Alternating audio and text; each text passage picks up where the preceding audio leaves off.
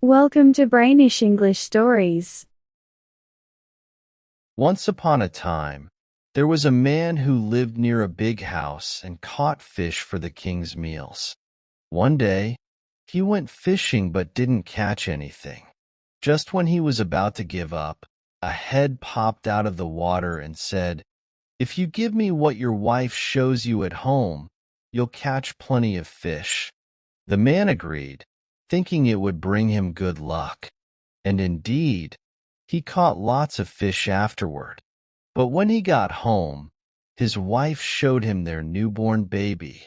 She cried when he told her about his promise, making him sad. The king heard about their sadness and decided to take care of the baby boy himself.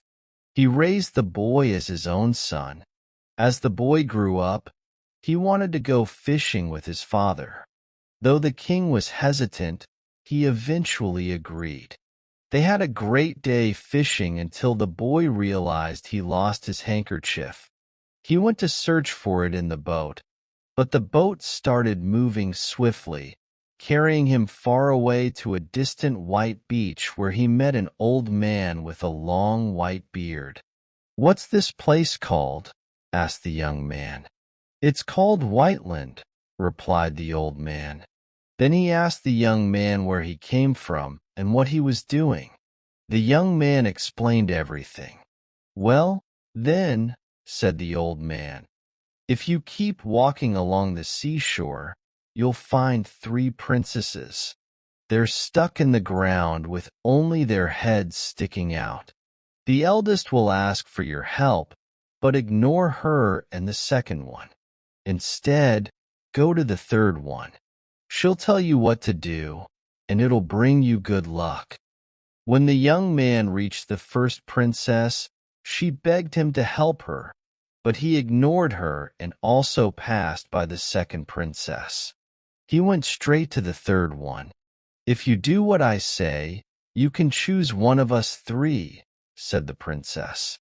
The young man agreed, and she explained that 3 trolls trapped them in the ground, but they used to live in the castle nearby. "Now," said the princess, "go into the castle and let the trolls beat you one night for each of us. If you can endure it, you'll set us free." "Yes, I'll try my best," said the young man. The princess instructed him to enter a small dark chamber in the castle. She told him that a troll would come to beat him, but he should use the flask hanging on the wall to heal his wounds and then use the sword to defeat the troll. Following her instructions, he went between 2 lions at the doorway, lay down in the small chamber, and waited. That night, a troll with 3 heads and 3 rods came and beat him badly. But the young man endured it, used the flask to heal himself, and then defeated the troll with the sword. In the morning, when he went to the seashore, the princesses were out of the ground up to their waists. The next night, the same thing happened, but the troll had 6 heads and 6 rods, and he beat the young man even worse than before. But in the morning, the princesses were now out of the ground up to their knees. On the 3rd night, a troll with 9 heads and 9 rods came and beat the young man so badly that he fainted. The troll threw him against the wall, causing the flask of ointment to fall and splash all over him, making him strong again. He quickly grabbed the sword and killed the troll. The next morning, the princesses were fully out of the ground. The young man chose the youngest princess as his queen, and they lived happily together for a long time. Eventually, he wanted to visit his parents, and though his queen didn't like it, she agreed as his longing was strong. She gave him a ring that granted 2 wishes. He wished to be home and instantly appeared there. His parents were amazed at his splendid appearance.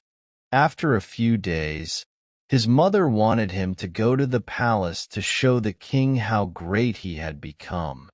His father disagreed, but his mother insisted until he agreed. When he reached the palace, he looked more splendid than the other king, which made the other king jealous.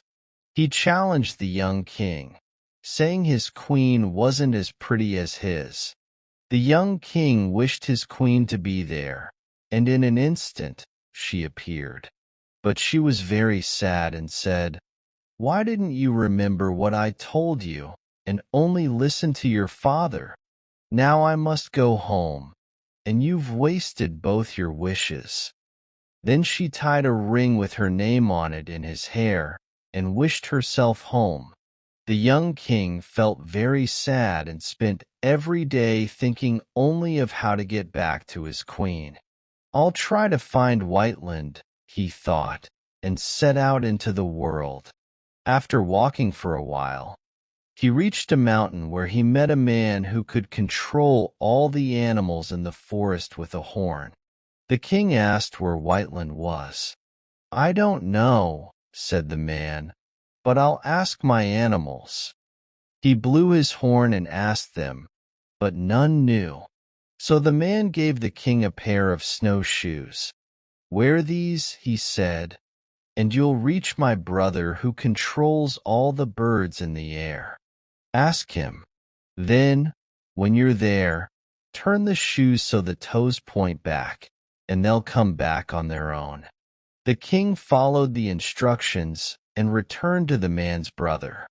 He asked all the birds if they knew where Whiteland was, but none did. Finally, an old eagle, who had been gone for 10 years, arrived, but even he didn't know. "All right," said the man, "I'll lend you another pair of snowshoes.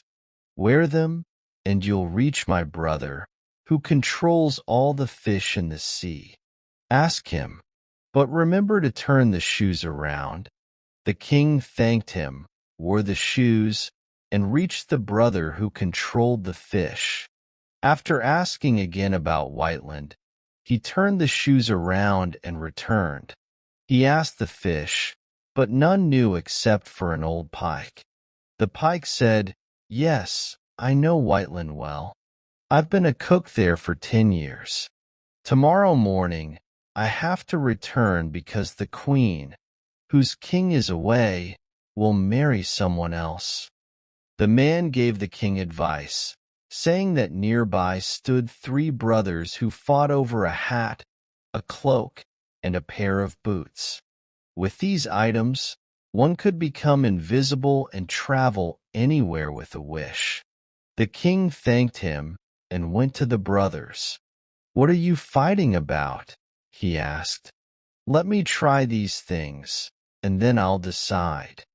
They agreed, and the king got the hat, cloak, and boots. He promised to decide next time and wished himself away. While flying through the air, he met the north wind. "Where are you going?" asked the north wind. "To Whiteland," said the king, explaining what happened.